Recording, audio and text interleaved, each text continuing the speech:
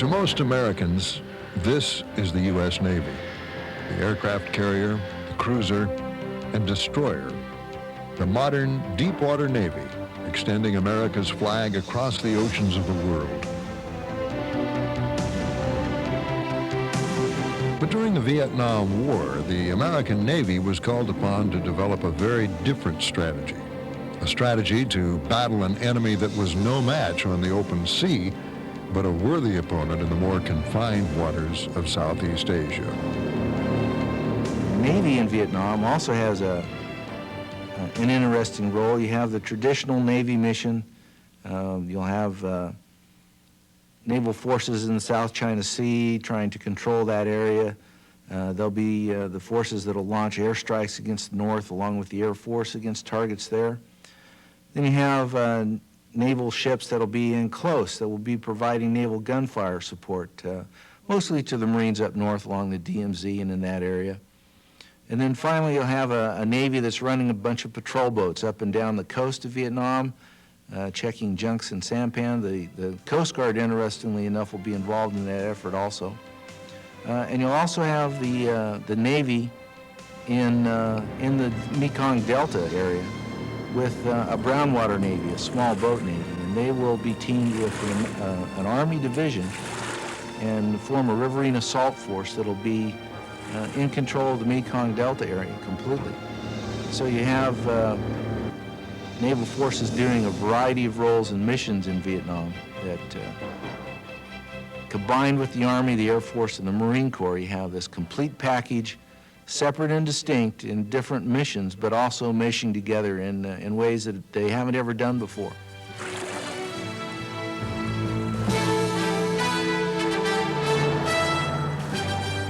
At dawn, somewhere deep within the Mekong River Delta, a South Vietnamese river assault group moved against the Viet Cong.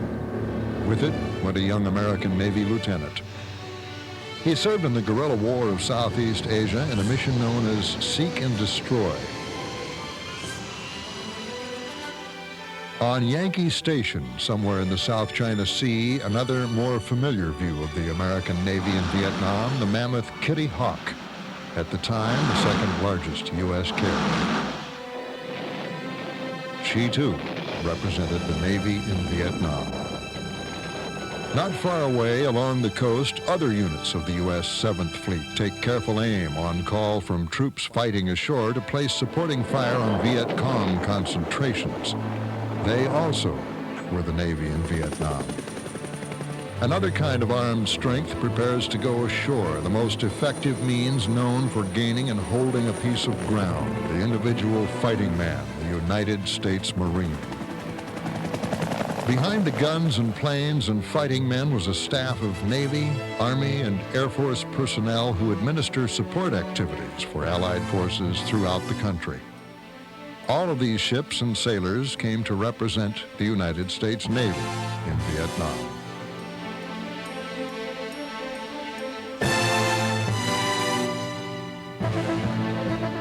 And during the war, a small, well-equipped South Vietnamese Navy was hard at work in an effort to deny the use of the rivers and coastal waters off Vietnam as a supply route to the Viet Cong. American Navy advisors worked with the Vietnamese and helped in the many phases of training. They, too, were the Navy in Vietnam. July 1964. Off the coast of Vietnam, units of the U.S. 7th Fleet patrol the waters of the South China Sea. To help the people of South Vietnam defend themselves against the threat of an armed communist takeover, the United States and other countries began a flow of economic, technical, and financial aid, a joint military effort to build a South Vietnam that could stand on its own.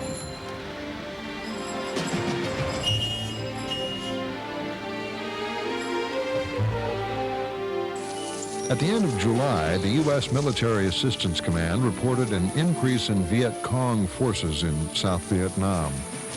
It was then that the Navy's role in Vietnam suddenly expanded. On August 2nd, the U.S. Navy destroyer Maddox, on patrol in the international waters of the Gulf of Tonkin, begins to track 3 unknown craft approaching from the northwest. They are identified as North Vietnamese PT boats, armed with torpedoes and 37-millimeter guns. When warnings from the Maddox fail to stop the oncoming PT boats, she opens fire. The attack prompts the U.S. Congress to strengthen its already powerful defense capabilities and the U.S. presence in the area. The destroyer was carrying out a mission of patrol in those waters, in international waters. When it was attacked, it replied to the attack. It continued to carry out its mission today and will do so the remainder of this week in the same waters. The President has asked the destroyer force be doubled and that an air cap, a combat air patrol, be available at all times on call to it. And as I think you know, he's issued instructions that in the event of a further attack upon our vessels in international waters, we are to respond with the objective of destroying the attackers. The Maddox, joined by the destroyer USS Turner Joy, resumes its routine patrol. But the next night, the men on watch on the two destroyers once again detect unidentified contacts on radar. The attack by the North Vietnamese boats is renewed. After a 3-hour running battle in which 2 of the attacking PT boats are sunk, the attackers break contact. My fellow Americans,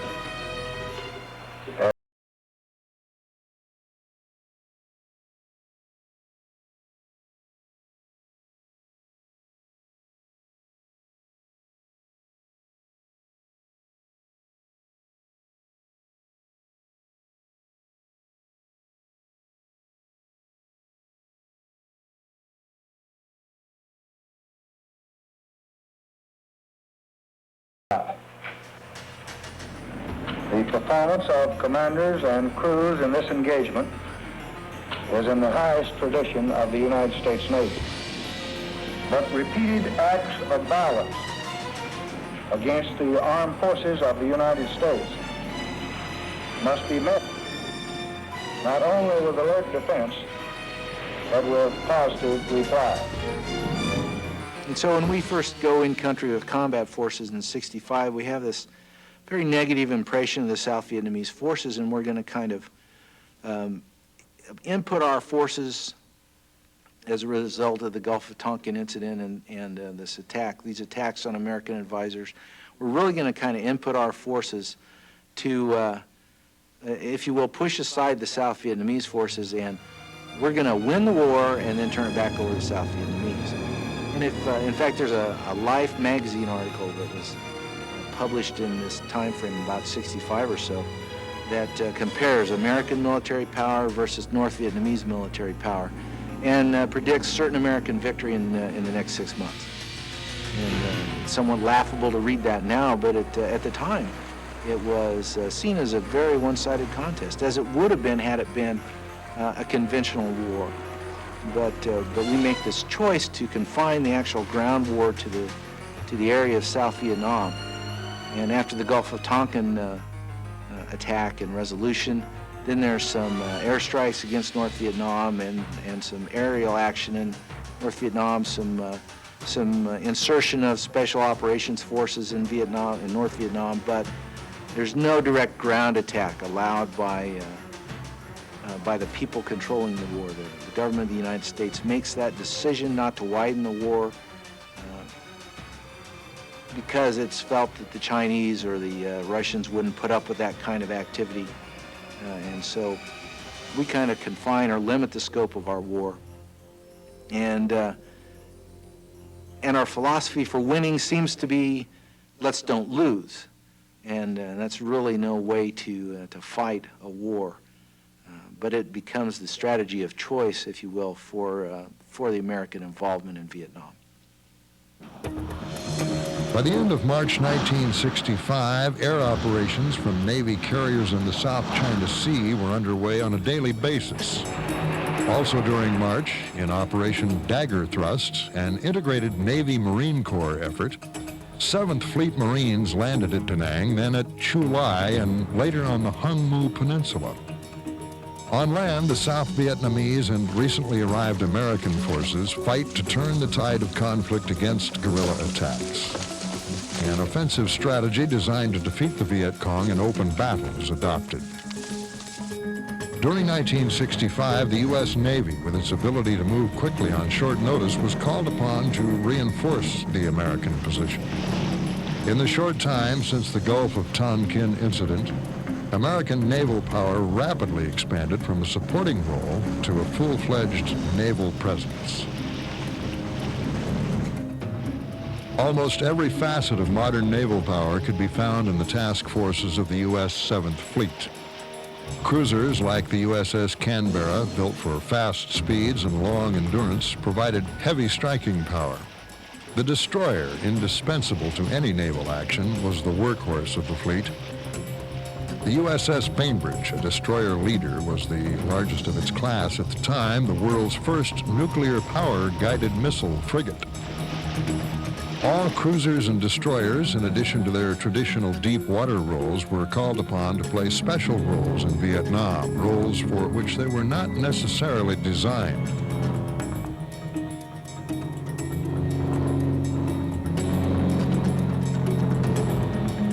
Whenever the need arose, ships of the 7th Fleet moved quickly into position along the coast of Vietnam and took their directions from an air or ground controller who was in visual contact with the enemy.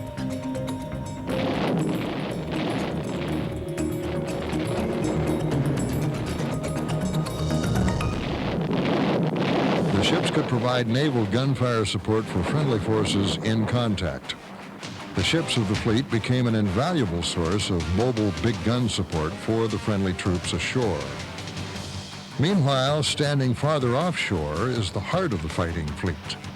In Vietnam, the aircraft carrier battle groups proved their worth.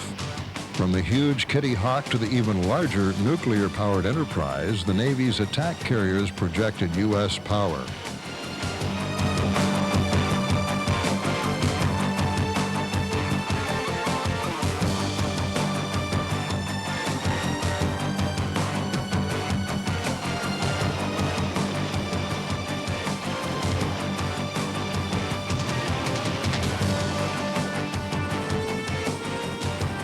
Fast, mobile ships, independent of political boundaries and agreements, the carrier could ready her flight deck on short notice and launch her air power as required. The modern attack carrier of the Vietnam era was a carefully coordinated organization of countless complex pieces of hardware and hundreds of men who made the hardware work.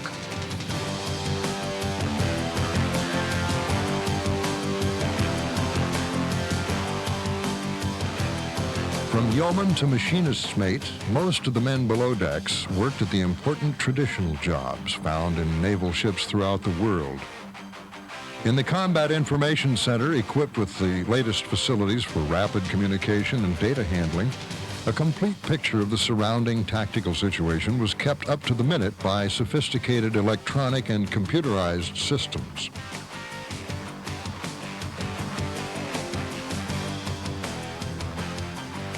In other spaces and compartments, the carrier was equipped to keep almost anything she needs, from a coffee pot to complex avionics gear in combat-ready condition.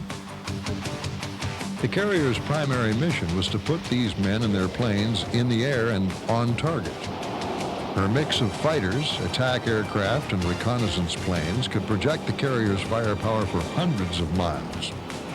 They sought out the enemy's strong points and selectively placed strikes on targets where they were most effective. Enemy supply routes and storage depots, dams and airfields, barracks and troop concentrations.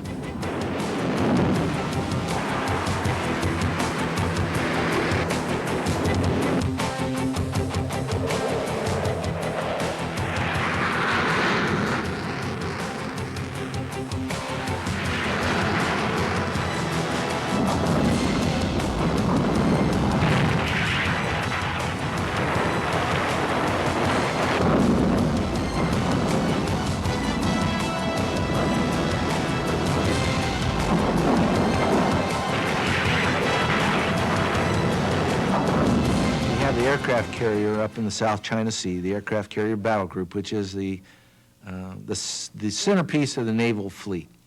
And that's how America projects its power through the aircraft carrier. And these battle groups will be up in the South China Sea, and they'll be launching strikes against targets in North Vietnam, and also sometimes against targets in the south in support of ground forces. And that's kind of the typical Navy mission, and it's something that they expected to do. Perhaps not in this environment or in that way, with the limitations that are placed upon the missions. You also have a Navy doing what we call brown water functions.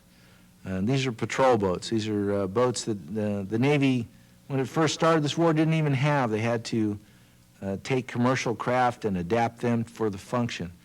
And you have a whole collage of boats by the Navy used for this patrolling idea. In fact, they're so short on vessels, they'll bring the Coast Guard into the war, and they'll be patrolling the coast of Vietnam for a while. And that effort is to, it's also got a dichotomy in it. You have the patrolling of the coast and the harbors of Vietnam by the Navy to stop the infiltration of communist supplies from the north along sea lanes, and also to prevent communist attacks against vessels lying in the harbors of Vietnam because of the incredible logistics effort that's put up because of the increase in American forces in Vietnam. So that's one aspect of the Brown Water Navy. The other aspect of the Brown Water Navy is Vietnam is especially in the 3 and 4 Corps area, there are a lot of rivers, the Mekong River Delta. There's a lot of swampy terrain around the rivers and in the Delta regions. And so the Navy will become involved in this Brown Water Navy with the Army. An Army division and a Navy force are matched up together to form a unit that live together, fight together, plan together, do all these things. And that riverine force will be used to control an area of Vietnam, and it's a role that the Navy is not traditionally used to or prepared for, and it's something like air mobility. It's another concept. The riverine concept is something developed for this war because of the terrain constraints of the geography that we're fighting in. In Saigon, at the command center of U.S. Naval Forces Vietnam, naval activities throughout the country were coordinated. The nature of the war and the terrain caused a number of new types of craft and tactics to be developed, all of which required careful control and coordination. Patrols along the coast were coordinated with the Vietnamese Navy through their regional coastal surveillance centers, just as naval activities at all levels were coordinated between the American and Vietnamese high commands. One of the best examples of the range and flexibility of naval power in Vietnam was the amphibious operation, a coordinated Navy-Marine Corps action designed to rapidly bring a force in readiness wherever it was needed, put it ashore, and pursue the enemy. In the years since World War II, amphibious landing techniques were refined, modernized, and speeded up. In Vietnam, amphibious assaults by forces of the U.S. 7th Fleet drove the Viet Cong from many of their strongholds along the coast.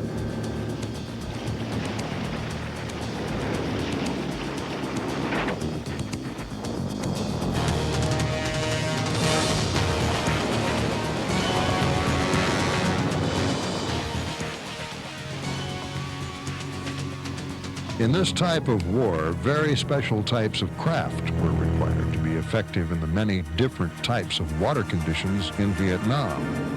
Some existing craft came close to fitting the requirements. The U.S. Navy's LCPL, originally designed for amphibious operations, was quickly adopted for assignment in Vietnam. Patrolling the shallow waters required special ships. An example is this 82-foot Coast Guard cutter used throughout U.S. coastal waters. It was one of the first vessels to arrive for duty. In Vietnam, the Coast Guard and Navy worked hand in hand on coastal patrol. More advanced designs for patrol craft were also studied.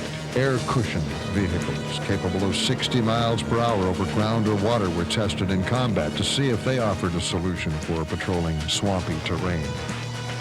In search of shallow draft, high-speed craft, the Navy examined various hulls and propulsion systems. Many of these systems were already being used at the time in the newest pleasure boats and in small commercial craft, such as this high-speed supply and replenishment boat, which was being used on offshore oil rigs in the Gulf of Mexico.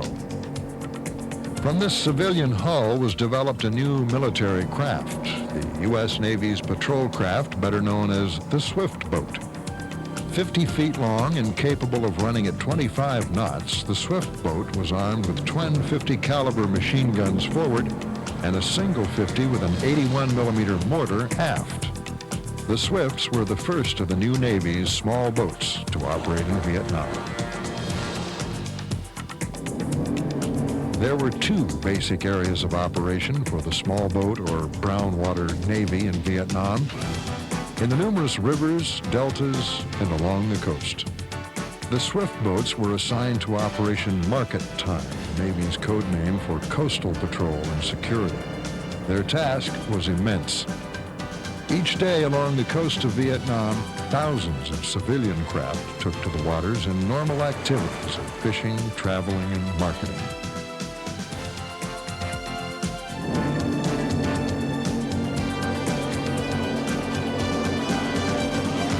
The Navy and Coast Guard Swift boats boarded hundreds of junks each day searching for possible Viet Cong contraband, searching for it hidden among the legitimate cargo.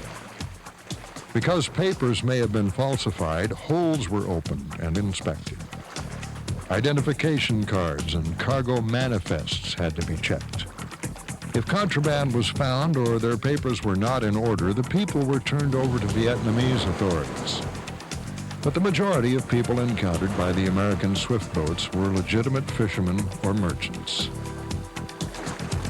An important byproduct of these boat searches was the goodwill often exchanged between the American sailors and the Vietnamese who were operating within established regulations. The Swift boats also assisted in many special operations. The 81 millimeter mortar gave the Swift boat the capability to support friendly troop operations and help defend Vietnamese outposts along the coast and rivers. In a firefight, the Swift's 50 caliber machine guns were used to support reconnaissance teams, amphibious assaults, and cover the evacuation of wounded in combat areas. Coastal patrols comprised the largest phase of Operation Market Time, but there was another phase, Operation Stable Door, in which the U.S. Navy formed a protective screen around the merchant ships which must wait in Vietnam's harbors until they are cleared to unload their vital cargoes.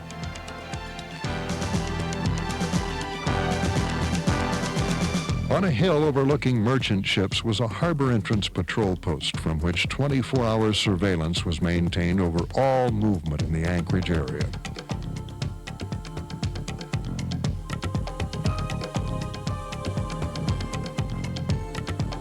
The other half of this harbor defense team was a detachment of U.S. Navy gunboats which patrolled among the merchant ships themselves.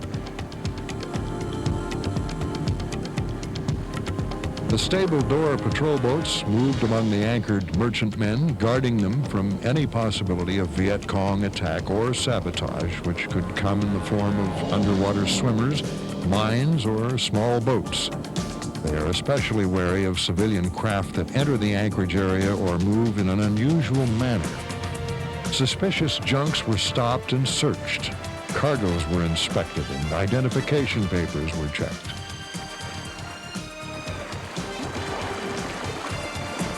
Stable Door patrol boats also worked with divers of specially trained EOD, or explosive ordnance disposal teams, who were skilled in the detection and disposal of mines which could be planted by Viet Cong swimmers. By constantly checking the hulls of anchored ships, these EOD divers contributed heavily to the success of Operation Stable Door.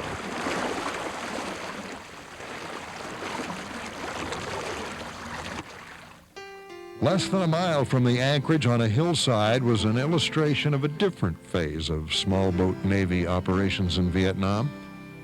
In addition to their strictly military duties, the men of Operation Market Time contributed to many programs of civic action.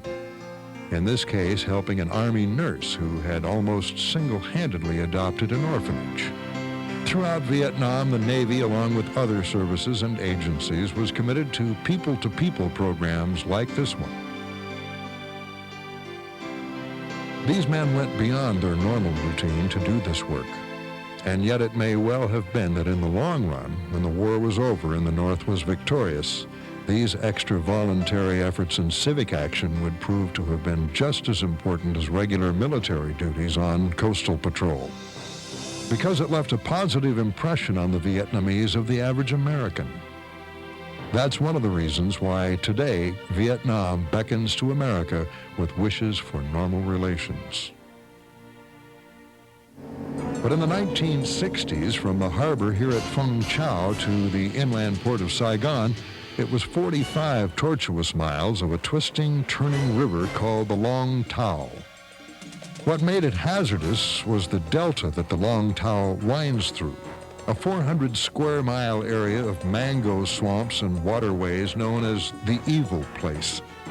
From the air, it looks drab, forbidding, uninhabited, and treacherous.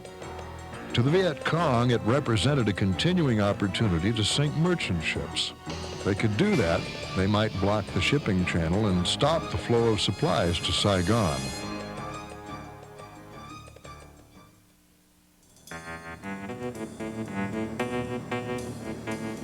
Here on duty on the Long Tao River was another detachment of the Brown Water Navy.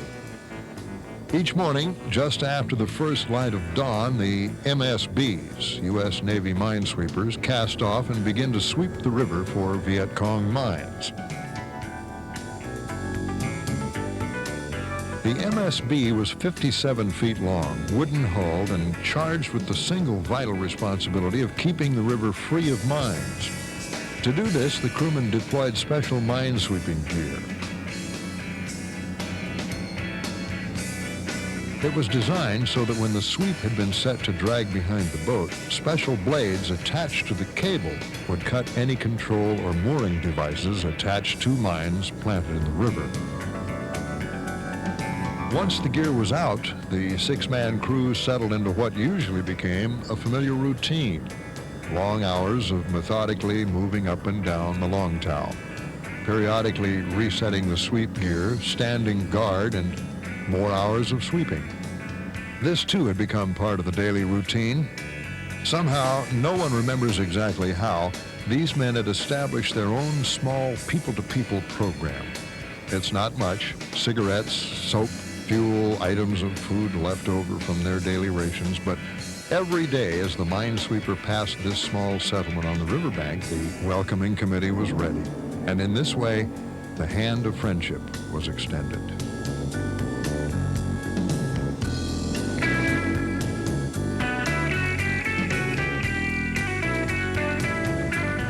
Day after day, from dawn until dusk, the MSB swept the Long Tao.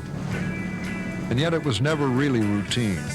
Often passing only a few yards from the riverbank, the MSBs were vulnerable and often fired upon by VC snipers and recoilless rifle fire. Also based in Nao Bay, in addition to the MSB, are units of one of the Navy's newest craft, the River Patrol Boat, or PBR. The PBR, developed from an existing civilian pleasure craft, was designed and equipped for use in Operation Game Warden on the rivers of Vietnam. These were the men who rowed the PBR. Their mission was to conduct continuous patrols day and night, denying the use of the waterways to the Viet Cong for the transport of men or supplies or communication. Each patrol boat carried a four-man crew consisting of the captain and helmsman, forward machine gunner manning twin 50s, and the aft gunner manning a single 50 with an M79 grenade launcher. The PBR was a high-speed fiberglass boat drawing only 18 inches of water with no propellers or other hull protrusions. It was powered to speeds up to 25 knots by a water jet, which not only powered the boat but also steered it. Here in the Long Tao area, the primary mission was to keep the shipping channels secure. To the PBRs, this meant constant patrol, checking out any suspicious craft or unusual activity along the shore. By denying the VC the ability to move freely in this area, Operation Game Warden kept open the vital shipping route into Saigon. In addition to their important contribution to the security of this area, PBRs operated in many other locations in the Delta. At Vinh Toix, at Can Tao on the Basek River was the headquarters for the River Patrol Force.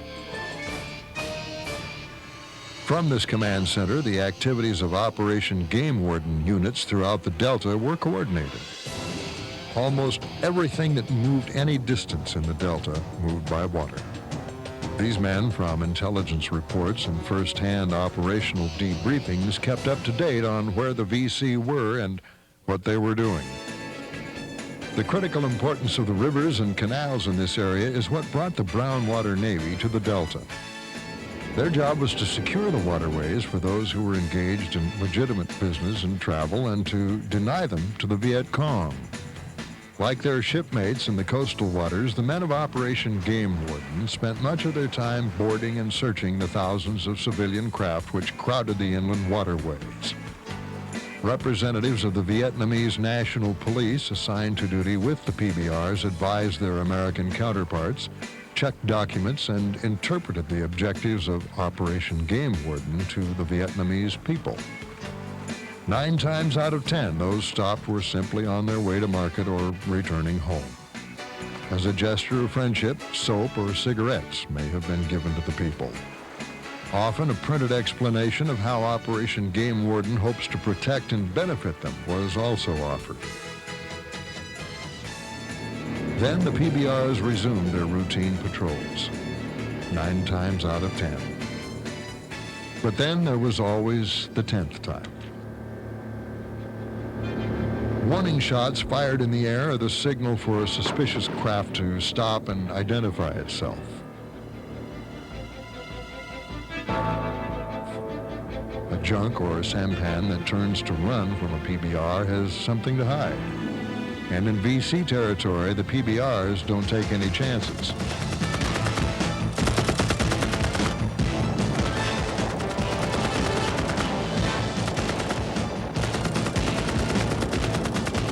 Return fire from the riverbank indicates a larger force supporting the crossing.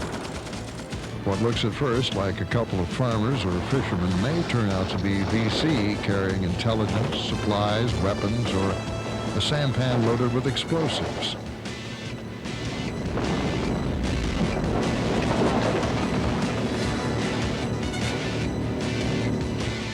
At the River Patrol Force headquarters, the request for air support was relayed to an LST downriver, which serves as one of the special bases for Navy helicopters supporting the PBRs.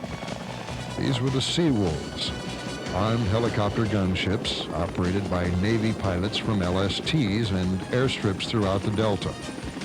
They stood by on call to provide reconnaissance or fire support for the PBRs. Armed with machine guns and air-to-surface rockets, the Seawolves were prepared to move quickly to the scene of action.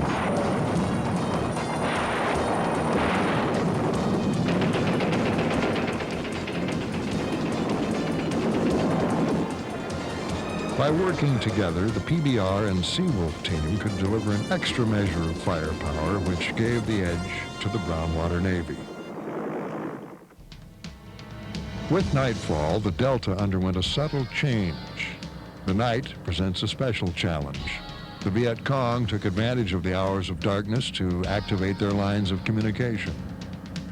For the PBR crew preparing for a night patrol, there was the knowledge that now is when they are most likely to encounter the enemy. Again, they moved out to their stations in pairs. Through the long, warm night, they maintained their vigil, either moving quietly along the river or lurking silent and invisible at the location of some suspected VC crossing point. Night patrols by the units of Operation Game Warden sharply limited the mobility of the Viet Cong guerrillas in an area where they once moved almost at will. On many nights back at the dock at Vinh Toix, about the time the PBR night patrols were arriving on station, a small band of men working silently behind the scenes were preparing to move to an undisclosed location downriver. To them, the darkness of the Delta night is an ally and a friend. These are the Navy SEAL teams, so called because they operate on sea, air, and land. The SEALs operated in hostile and restricted environments with almost no support. The intelligence they brought back was often the basis for the major operations of the small boat Navy.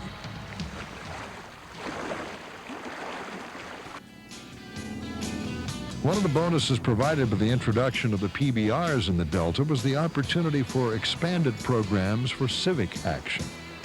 By getting to know the people in the towns and villages throughout their patrol areas, the men of the small boat Navy became familiar with their needs and have found ways to help them. Usually it's the basic things which are important. In this case, cement and steel reinforcing rods, which will allow the villagers to complete work on a small bridge they've been building. MedCap, Medical Civic Action Patrols, were also run as regularly as possible. American and Vietnamese doctors and corpsmen held clinics in villages which would have otherwise gone for months without medical treatment. This kind of attention from friendly forces was often the best way to strike against the Viet Cong.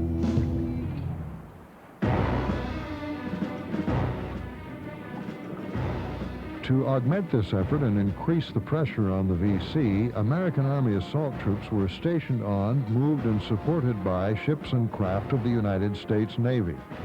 They operated in ever-increasing numbers throughout the 4,500 miles of rivers and canals in the Delta area. This is River Flotilla 1. An American fighting force designed specifically for river marine warfare with barracks and support ships which served as mobile bases capable of moving quickly from place to place in the Delta. The Navy craft assigned to accomplish this job were adapted specifically for operation in the rivers and canals of Vietnam. The ATC, Armored Troop Carrier, which transported the assault troops. The CCB, Command Communications Boat, a floating command post, and the LCM Monitor, battleship of the fleet, which provides firepower to protect the force and support the landing. In effect, River Flotilla 1 was the amphibious assault task force of the Brownwater Navy. The assault craft moved the troops from the approach base to the scene of the operation, often several miles away. In a typical search and destroy operation, they moved from the main river channel into narrower streams while the landing areas were softened up with fire.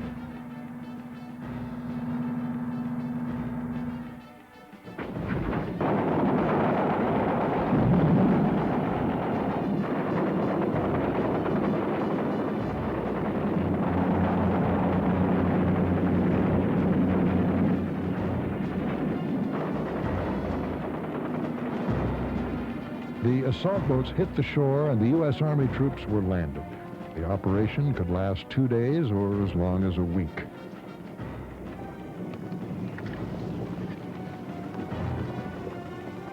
While the troops were ashore, some assault craft were assigned to form a blocking force and provide gunfire support if needed.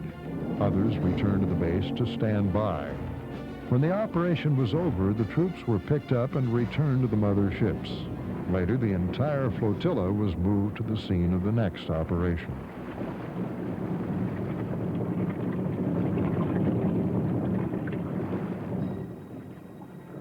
Can Tho on the Basek River is headquarters for Vietnamese River Assault Group 25. Here and at other bases throughout the country, officers and men of the U.S. Naval Advisory Group performed one of the most important roles of the American Navy in Vietnam. Side by side with his Vietnamese counterpart, the American advisor helped to fulfill the mission of the River Assault Group, to deny the waterways and hiding places of the Mekong Delta to the Viet Cong.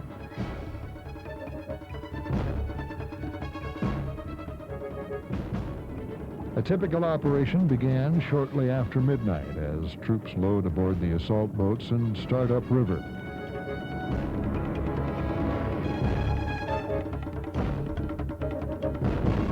By the next morning, the assault group, which was moved several miles upriver to close with the Viet Cong force, launched its attack.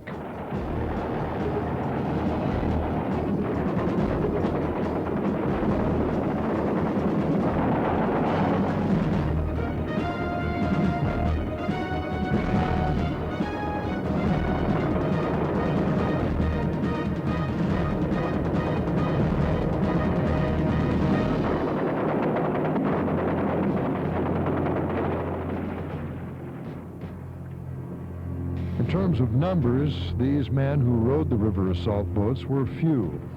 In terms of the overall Navy commitment, their contribution was great.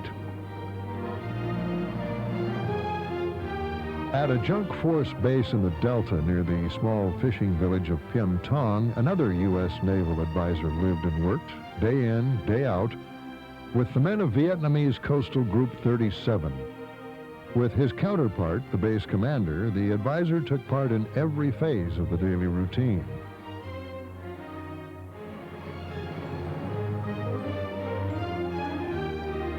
Together, they carried out the daily patrols, constantly checking against the possible infiltration of Viet Cong supplies on the river waterways. Other advisors at the Vietnam Naval Shipyard in Saigon put their experience and skills to work, contributed their knowledge of improved shipbuilding techniques and new construction materials, and developed procedures to help increase shipyard efficiency. At war's end, this all became the property of the North Vietnamese. At Tu Lai and Da Nang and Tai Ming and Pleiku, from the Delta to the Central Highlands, the Seabees, naval construction experts, worked hard on a wide variety of vital projects. Often working behind the scenes, the Seabees didn't make headlines, but without the things they did, the headlines might never have appeared.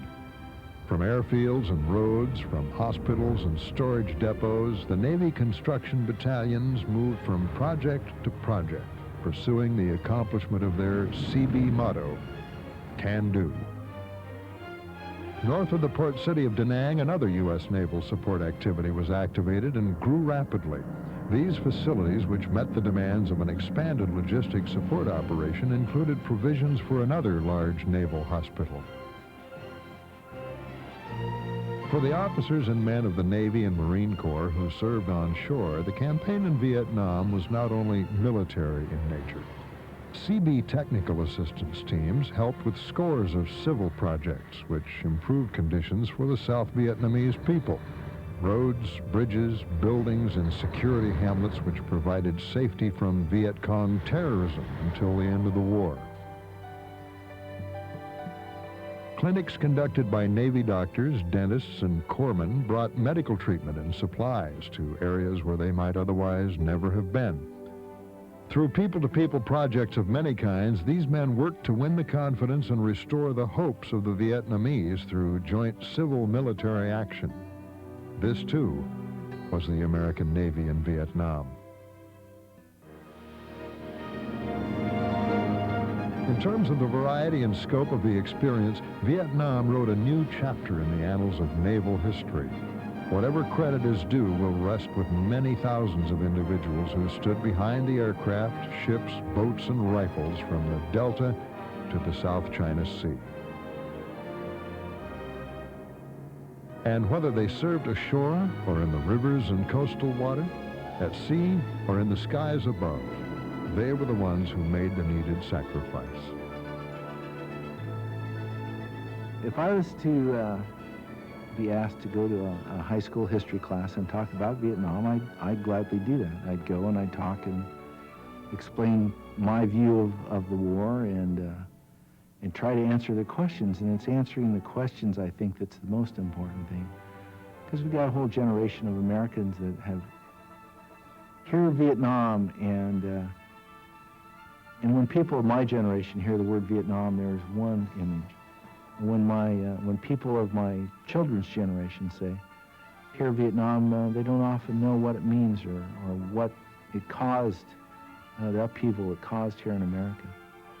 So answering their questions is important. What would I say? You know, it's hard to tell. You would say, I think I'd say we were asked to go there by our country, and a lot of us went there and tried to do our jobs and did what we could to serve our country. And we're proud that we did that. We may not think it was the best war or the best place to fight, but we were proud of what we did.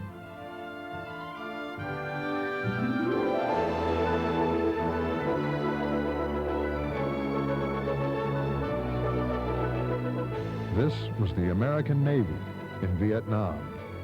moving quickly where and when needed, displaying the flexibility of modern sea power, controlling the seas, extending its influence on land, and holding superiority in the air. This three-way force was the American Navy in Vietnam.